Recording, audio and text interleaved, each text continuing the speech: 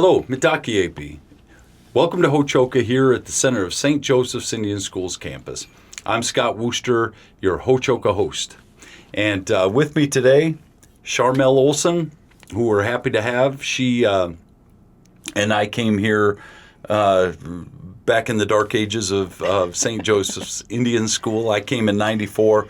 And Sharmel, I believe you came in... I came in 97. In 97. Yes. The illustrious class of 1997. Yes. The recruiting class of 1997. Yeah. We're talking to Sharmel today. She is the principal over in the school now. But I'm going to take you back to the beginning in 97. And I talk about that class where you came in when your probably best friend at that time that you met during that time was Candy Lewis, right? Well, we met here. You met when you came in. Yes. In the class of 97. Yeah. One of our former other staff, Christy Armstrong time or Kufka later. Yep. That's who brought me here. Okay. And so then, made lots of friends. It was a big class that came in that year. Yep. We had counselors, we had teachers, we had all sorts of people. And the Andersons came in on that class, Yep. Cindy Knipling. So there was a lot of us that are still here. Yeah, that came in that year. So. And so when you came, you probably, I don't know, maybe you did. Did you have your eyes set on being the principal? Oh, heavens no. Okay. No. Did you have your eyes set on being a teacher, even at that point? Oh, that's how I came in. I came in as a teacher. Okay. I had graduated in 96 from college. Yep. Spent a year somewhere before this. Left for, more than one reason. But Yep. my friend was down here, had a job as a counselor. Yep. And she said, you got to come down here. Yeah. I said, okay, I'll come down, try it out. And obviously I haven't left. So, I was a fourth grade teacher to start with. Transitioned to fifth a few years later, did some third grade, some resource room work. In 2012, transitioned to administration. I did curriculum and testing coordinator for a while before transitioning to principal. Okay. And I still kind of thought I was going into it kicking and screaming, but that's just how it goes. You don't know where life is supposed to take you. So, yeah. And so how long have you been in the principal role at this 2018, point? I took over. So roughly 8 years, 7, 8 years. 7, 8 years. Somewhere in there. You notice I didn't say 6, 7. We're staying Thank away you. from Appreciate that. Yeah, but you will be the principal for the class of 2026, 27, which is you're probably getting closer. Yeah, we'll get a lot of that stuff. But you've been here 7, 8 years. You came in. Where did you go to college? I went to Northern in Aberdeen. Yep. Teaching college up there. Great place to get an education if you want to go into teaching. And, absolutely. Came here knowing exactly what you wanted to do. Yep. Where did you grow up? I grew up in Sisseton, South Dakota. Yep. So, right there on the Sistemawapenon Reservation also. Yep. My family still lives up there on a farm ranch up there. Graduated in 91, so just a lot of experiences. Didn't know what the warmth of Chamberlain until I got down here. But it's very cold up there. Yeah. And but I really enjoyed my time. Obviously in that area, didn't know anything different. And just public school system, that's kind of what I knew. After college, thought, okay, let's try down here. And didn't know the world I was walking into at all, So, that becomes an interesting question because I grew up in Pierre. And I assume when you say you didn't know the world, and maybe I'm taking a leap here, but I came here with little knowledge of Lakota, Dakota, Nakota culture. This was all foreign to me. And I was willing to jump in and take my lumps learning about it. But even growing up in Sisseton, you weren't exposed to No, we had Teoshpazino that was just south of us. But again, there wasn't a lot of things back and forth. We're the Sisseton Redmen. Yeah. At the same time, times are different. Back then, we didn't have the let's embrace other cultures and things like that.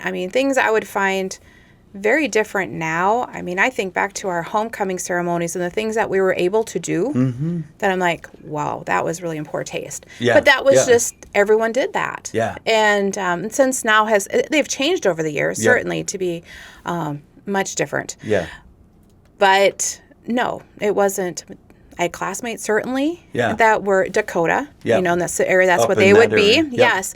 But didn't really know the culture well, other than just, okay, we lived around that, and I rode on the bus and had friends that certainly were, neighborhood and from that area, but didn't really know the culture itself until I come down here. Okay. And so but did you know at an early age that you wanted to be a teacher? All my life. Okay. Probably, I remember in kindergarten, like, this is it. Really? And didn't give it much thought. I mean, when everyone was deciding where to go to college, I'm like, I'm just going to Aberdeen like my grandma did. Yeah. I'm going to be a teacher. Yep. I mean, I just didn't, that's what it was. Always what you were going to do. Always was going to do. Okay. Yeah.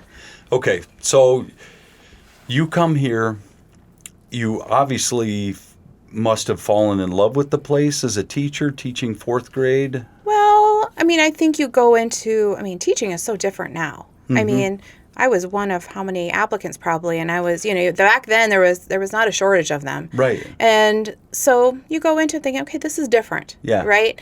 And like most of us, you come for a job, but you stay for the mission. And that is true for me too. Yeah. I mean, once you kind of get to know the kids, get to know our system, what all we can do that is so different than anywhere else. Yep. Our circle of care, I'll throw it out right now, is totally unique. Okay. And the school I worked at before then, I'm like, all I could think of was I could have brought a couple kids with me. Mm-hmm. Right? You didn't know what their evenings were like. You didn't know if they were going to have food at night. You didn't know if their basic needs were met. Yep. And let alone bouncing off the walls when they came to school, you know, for how many different reasons. Yep. And I knew they were a family because, their family rode the bus with me before I went to college. Right. And so I had some insight, but it was really hard, to have all these unknowns then. Mm-hmm. Then I come here and, the communication styles we had, the types of meetings, if you remember way back then, we had our once a week early morning meetings, and we knew so much more about the kids, what their night was like, what their day is like, did they need to go to the health center? And I know we've evolved that way too. Right. Everyone had counselors. Yeah. I mean, if I worked at a public school, even now, they don't have counseling for everybody. No one has what we have, right? And so we're one piece. The school's one piece of a pie here, that circle. Yep. And we all take turns. Yeah. Having who's important when. Sometimes those kids need more counseling than they need education. When they feel better, they're going to be able to do better. Mm-hmm. Same thing with all the rest of the areas, and that's really the beauty. And so once you've invested and you've been here long enough, I mean, it's hard to walk away and say, well, I could do it somewhere else. You can't. Yeah. There's no other school like us that could do that. Right. And it is truly a beautiful and a blessing. Yeah. For our families and our kids and what we can do, not just in the moment when they're with us, but beyond. Yeah. And how can we help them and help them all? Yeah, and there aren't a lot of places that have what we have. Public schools certainly don't have that kind of situation. No. In the school, just speaking of the school right now, where you and I should probably clarify that where you are in the school, it's 1st through 8th grade. Yes. Once they leave you in the 8th grade, they're going on to the public school. They remain in our homes. Yes. But they go they're bused up to the public school. Right. Is there anything unique about our school, 1st through 8th, that would make us different than a lot of schools? You're educating kids as a principal. You have to follow a lot of standards, I would assume. Right. I mean, we're state accredited, so there's certain things I need to, follow along that line. But the beauty is we're also private. Mm-hmm. So there's things, whether we allow special ed services, resource room, those rules that maybe apply to a public school, how and when we test, how do we find out what those students need, I can fast track that a little differently. Yeah. You know, or I can have students in some kind of resource room that helps them a little bit sooner and said, okay, let's help you. Let's see if you need that testing. Do you need that extra help? Is it a short term? Because when they come to us, not all kids, but some of them come to us behind. So is that a quick, let's just close that gap? Or is that something that ends up being, okay, this is more than just miss some services, miss some schooling, is attendance poor. Sometimes it is more. But a public school is they're caught in different kind of rules than we are. So that's really nice to have those and of course, class sizes are a huge bonus. Right. So if I'm in a different school that's different than us and they're looking at 18 to 24 kids and I'm looking at 10 to 12, right. That individualized attention means a lot. Yep. Yeah. And you said it before, you kind of hinted at it, that here we're so unique that our teachers know exactly what kind of night the kid had before they come into the classroom, because the house parents are walking in and having that conversation with the teachers. As a counselor, I'm reading it in the logs. It's hard to flag something for one of the counselors because chances are we already know it from the logs, or there's a way you get that information.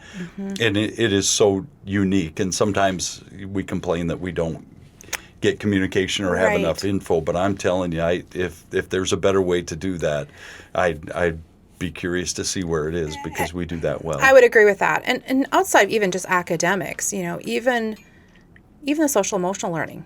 Right? I mean, we have a student coordinator, we have counseling. Because of our logs, we know of things quicker, and still sometimes it's not fast enough for families or other people. Like, we didn't know that. We'll address it as soon as we know about it, right? Yep. But I think about, we have kids in the school system. A lot of times, there's no way they can manage all of that. Right. If a kid needs to learn how to regulate their emotions, and we have a place. Yep. How do we teach them to do those things? Yep. And that might come before academics or come before something else, because they need those skills too. Yep. So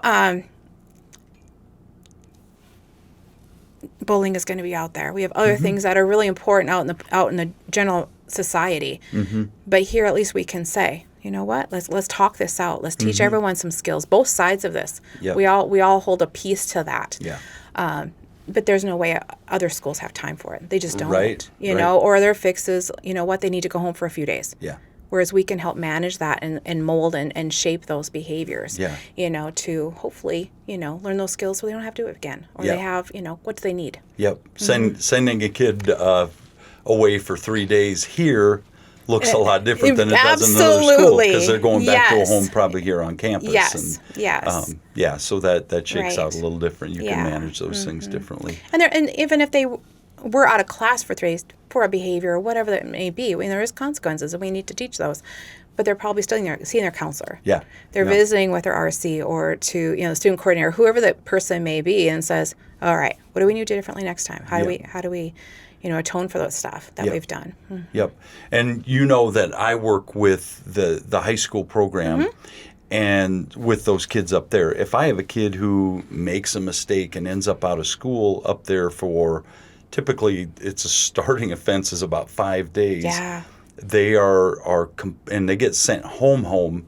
I think it's 60% is the best they can do on any assignment they turn in. Right. And they're trying to turn in assignments from Pine Ridge, Rosebud, Eagle Butte. It makes it really tough for a kid to come back and be successful. And I'm not harping on Chamberlain. I'm not harping on public schools. It's just the nature of what they have. Yeah. With us, it's a whole different thing, and you can hope that your kids aren't left behind. Right. 2 big things I want to know from you. Yes. As the principal of the school. Yes. What is the best part about your job? Oh, geez. That's one thing. Okay. All right. You want me to answer right now? Yeah, please. Oh, okay. Yeah. I thought you were going to give me both of them and then go from there. Well, you might predict what the second question is going to be. That'll be the worst part. Well, I say there's a couple things. Best thing about my job. One thing, I get to see everybody.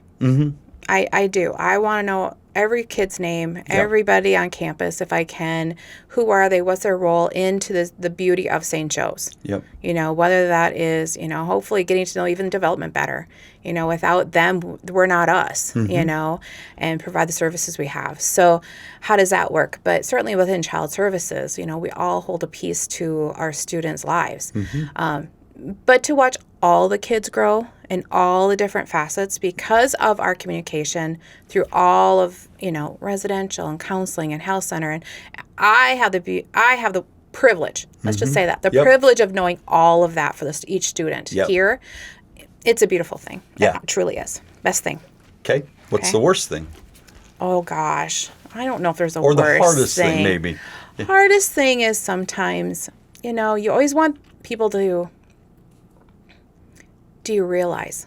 Sometimes it's easy to forget. When you're locked in the stuff you're going through, stuff you're doing. Do you realize what decisions you're making will impact you long term? Yeah. What if the student or family decides to leave and you're like, oh, just a little bit longer. Right. Right? Yeah. So we just need a little more time. Yep. Or that kid we wish we would have had a few years earlier. Yeah. Those are the hard things because you want to do so much more. Yep. And we know we have limited time. Yeah. And we have a few kids like Hóčhoka the other day who've been here since first grade. Right. But that's a true gift. This eighth grade group, I think we have 4 or 5 kids who've been here since first grade. Yep. But that's a rarity, right?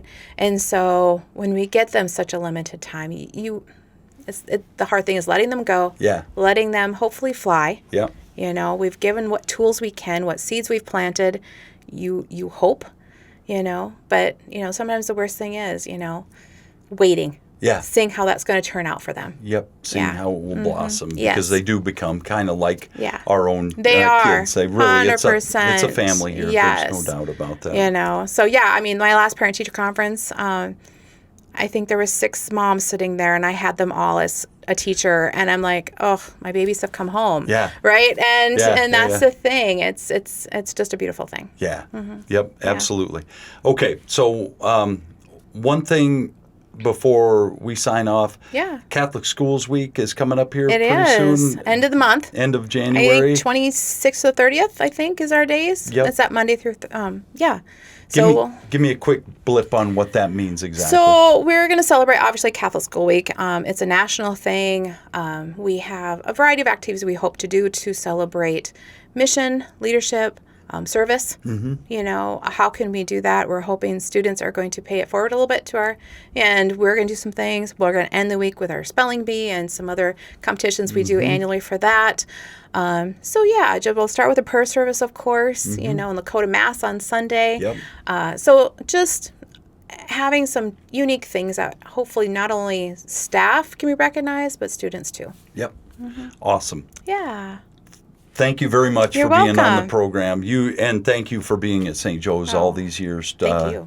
It's been 20... I'm going on 20 30, yeah. Let's say 29. I think you got me by 2 years, I do. maybe. Yeah. I've got 32 going on 33, and you've been here 30. But that's a commitment that you made that you I wouldn't did. do this anywhere else. Yeah, I wouldn't. That's probably true. So Yeah. thank you for Yes. doing that. You're welcome. And we'd like to thank our audience for joining us here at the center of St. Joe's campus at Hóčhoka. Make sure you follow us wherever you get your podcasts and tune in. Enjoy. We're going to have some good stuff on. So we hope that you're a part of it. And until next time, stay centered. Thank you.